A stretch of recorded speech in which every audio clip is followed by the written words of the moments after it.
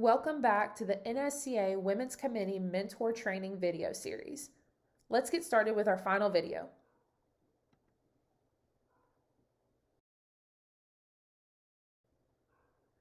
In this final training video, we want to touch on a specific subject that we feel can have a large impact in our program and in your experience as a mentor. We want to examine the idea of mentoring someone outside of your generation, how to best navigate that situation, and what things we believe you can do to be successful despite any generational differences.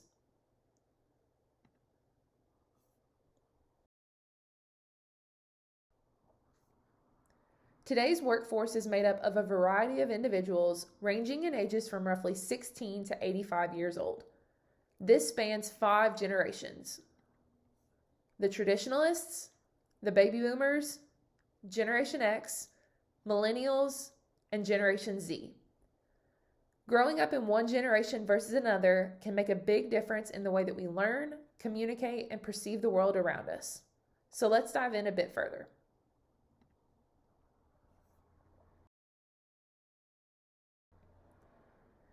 If you find yourself mentoring someone outside of your generation, we want to encourage you to take a generational asset-based assessment. In other words, consider what do they have, not what do they need. Some questions to think through within that are below. Which generation does my mentee fall in, and what strengths does she bring to the table because of that? Which generation do I fall in? What generation-specific assets do I have, and how can I use those to connect to someone outside of my generation? When we ask ourselves these questions, we begin to look at mentoring outside of our generation through a lens of highlighting strengths and unique experiences rather than criticizing or minimizing someone for the way they were shaped by their upbringing.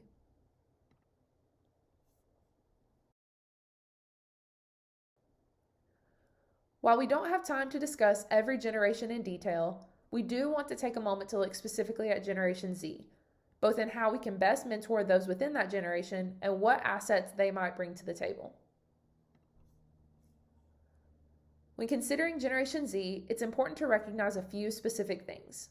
First, this generation has grown up predominantly in a digital and social world, more so than any generation before them.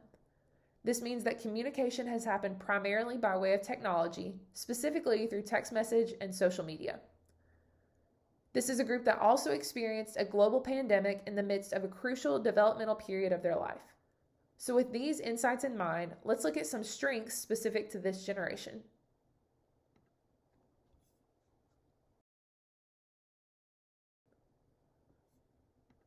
First, those in Generation Z typically display a strong desire to network and build community. Simply signing up to be a part of this mentorship experience might be evidence of that.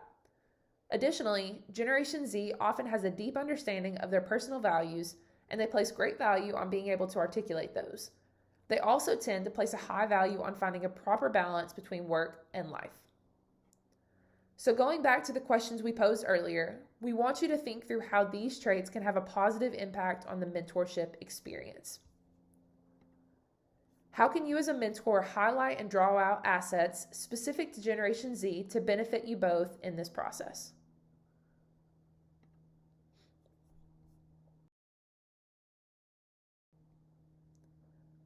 Just like with every other video, we want to conclude with a final reflection. Take some time to answer these 3 questions. What are my takeaways from this video? What information do I still have questions about? Has this video sparked any new questions or ideas that I should investigate further?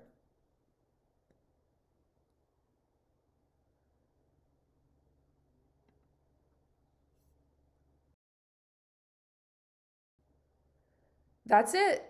You have now finished all mentor training videos for the NSCA Women's Committee Mentorship.